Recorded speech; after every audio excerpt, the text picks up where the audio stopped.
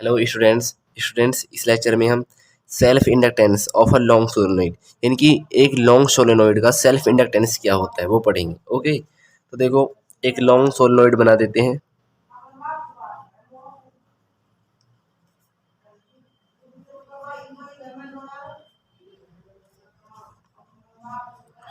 तो एक बैटरी है और ये एक टैपिंग की है और करंट ऐसे फ्लो हो रहा है। ओके गाइस, क्लियर है बात यहाँ तक? इसे हम P1 और P2 मान लेते हैं। ठीक है जी। ओके जी, तो देखो let a solenoid having N is the number of turns. मान लिया एक सोलेनोइड के पास n नंबर ऑफ टर्न्स है, I current flowing through it. Okay जी, a solenoid let B the magnetic field inside the solenoid यानी कि B magnetic field है सोलेनोइड के अंदर। ओके गाइस, ये सिंपल सी बात आपको समझ में आ गई होगी। सो स्टूडेंट्स, अब ये रिलेशन आप जानते हैं या फिर मैं इसे एक्सप्लेन करूं कि मैग्नेटिक फ्लक्स डायरेक्टली प्रोपोर्शनल होता है करंट के? बताओ जी, सेल्फ इंडक्टेंस पढ़ा था ना? ठीक है जी। ओके, तो देखो, तो फाई यहाँ पर एल आ जाएगा constant, L I. Okay guys, clear है बात यहाँ तक? इक्वेशन 1 मान एल यहाँ पर क्या है, एल यहाँ पर प्रोपोर्शनली कांस्टेंट है, इज कॉल्ड सेल्फ इंडक्टेंस। ये सब बातें आपने पढ़ रखी हैं, इसलिए मैं इसे डीपली में नहीं जा रहा हूँ। ओके जी, तो देखो वी नो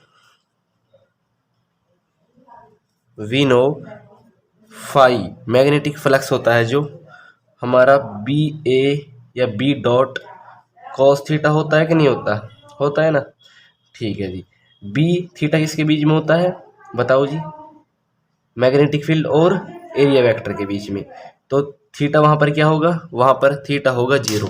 कैसे होगा देखो, देखो गाइस, मैग्नेटिक फील्ड ऐसे जा रही है, हालांकि देखो पहले मैं आपको सिंपल भाषा में बताता हूँ। मैग्नेटिक फील्ड ऐसे होंगी, पहले ऐसे होंगी यानी कि फिर बड़ी होंगी, एक ऐसा लेवल आएगा ऐसे ना होकर इतनी बड़ी हो जाएंगी, वो ऐसे निकलेंगी, वो ऐसे निकलेंगी, बड़ी हो जाएंगी। तो एक बात बताओ, तो यानी कि मैग्नेटिक फील्ड ऐसे है और एरिया देखो जी, ये ऐसे है हमारा, एरिया भी ऐसे ही रहेगा और मैग्नेटिक फील्ड भी ऐसे ही है, दोनों एक ही डायरेक्शन में है। तो थीटा क्या होता है? थीटा वहां पर होता है बताओ जी 0 डिग्री, और कॉस 0 डिग्री की वैल्यू क्या होती है? 1 होती है। तो ओके जी, तो क्या आएगा वहां पर बताओ जी? वहां पर आएगा, यहाँ पर डॉट नहीं लगेगा क्योंकि कॉस लगा दिया हमने, बी ए आएगा। ओके गाइस, ठीक है, ये सिंपल सी बात आपको समझ में आ गई। ओके, और N is the number of turns, N यहाँ पर नंबर ऑफ टर्न्स है। एन ने जो सोलेनोइड की टर्न्स है वो एन ने कवर कर लिए हैं, लिख देते हैं हम यहाँ पर, N is the number of turns of a solenoid या of a coils. Okay guys, ठीक है। देखो एक बात और बताओ मुझे, magnetic field inside the solenoid, solenoid के अंदर मैग्नेटिक फील्ड क्या होगी वो बताओ? क्या होती है बताओ जी? आपने पढ़ कर आए हैं म्यू नॉट, बताओ। एन आई होती है ना, एन यहाँ पर टर्न डेंसिटी होती है, यानी कि एक टर्न, यानी कि एक टर्न यानी कि ये ओनली एक टर्न है, इस टर्न की क्या डेंसिटी होगी वो हमारी एन होती है। और इस एन का फॉर्मूला होता है बताओ जी, capital L by N by L, ये होता है। ये सब चीज़ आपने पढ़ रखी है। ओके जी, ठीक है जी, तो आगे बढ़ते हैं। यहाँ पर मैं इस एन की वैल्यू पुट ही कर लेता हूँ, और ये इक्वेशन नंबर 2 है, B mu naught N by L I. Okay जी, इक्वेशन 3 मान लेता हूँ मैं।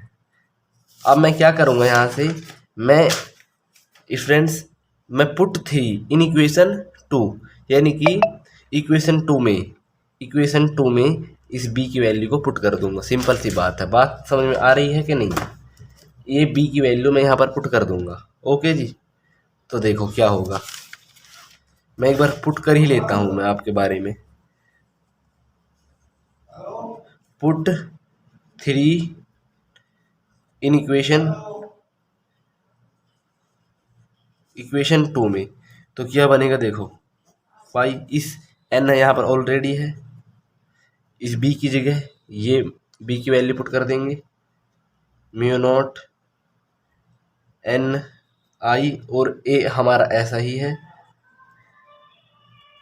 और यहाँ पर क्या n/l। बताओ जी l, समझ में आ रहा बात?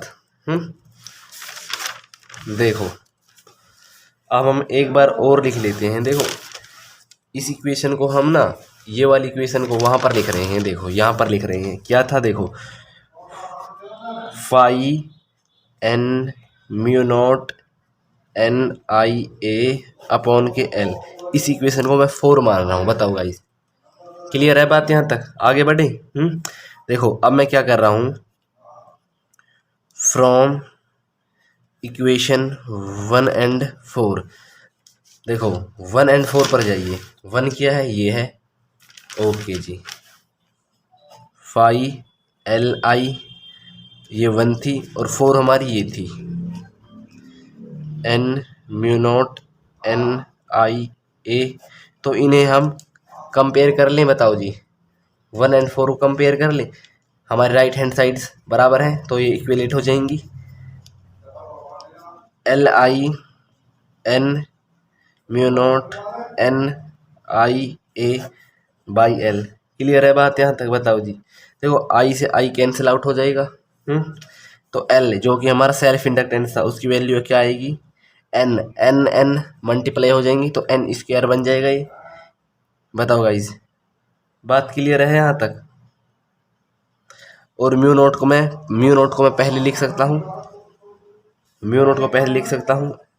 और a बचा अपॉन के l। बताओ जी, क्लियर है बात यहाँ तक? अब मैं आपको एक बात और बताना चाहता हूँ। देखो जो हमारा ये था ना सेल्फ इंडक्टेंस, ये हमारा किस में था जी, ये हमारा एयर में था, इसलिए एयर के लिए हम म्यू नोट लगाते हैं। अगर ये एयर में ना रहकर किसी मीडियम में रहे, यानी कि मान लीजिए किसी वाटर, किसी ऑयल, किसी मीडियम में रहे, बात ये है, तो वहाँ पर उसका सेल्फ इंडक्टेंस पे क्या फ़र्क आएगा वो बात बताना चाहता हूँ मैं। तो देखिएगा, if there is any medium instead air, यानी कि एयर को छोड़कर, देखिए जी स्पेशल केस क्या है, यदि there is any medium instead of air आएगा, इंस्टेड ऑफ एयर मतलब एयर की बजाय अगर यह हमारा सेल्फ इंडक्टेंस किसी मीडियम में हो, ये बात लिखी है मैंने, ओके जी। तो वहाँ पर क्या आएगा बताओ जी, तो वहाँ पर मीडियम के लिए बताओ हम क्या लिखा देते हैं, मीडियम के लिए वहाँ पर म्यू m आ जाएगा, यहाँ पर म्यू नेट था या म्यू 0 था, मीडियम के लिए सिर्फ म्यू m लग जाएगा, ओके जी, क्लियर है बात। n² a/l, एक हमारा रिलेशन ये निकल कर आया। और एक रिलेशन हम ये भी निकाल सकते हैं, जो हमारा रिलेटिव परमिटिविटी होती है वो होता है हमारा मीडियम ऑफ दैट मटेरियल, और उसी मटेरियल किसमें होगा, वो एयर में होगा, यानी कि मीडियम को डिवाइड कर देते हैं उसी मीडियम की जो वो मीडियम जिस एयर में है, म्यू नॉट में है, तो हमारा रिलेटिव परमिटिव का रिलेशन होता है। तो देखो यहाँ से क्या बनेगा, यहाँ से मैं म्यू m की वैल्यू निकाल सकता हूँ, म्यू m की वैल्यू क्या आएगी, म्यू नॉट, तो म्यू m की वैल्यू मैं यहाँ पर पुट कर सकता हूँ, तो देखो क्या आएगा, mu naught n² a/l, okay जी। बताओ बात समझ में आई? ठीक है, सो स्टूडेंट्स इस लेक्चर में इतना ही, तब तक के लिए हमारे चैनल को share and subscribe like please करना ना भूलिएगा।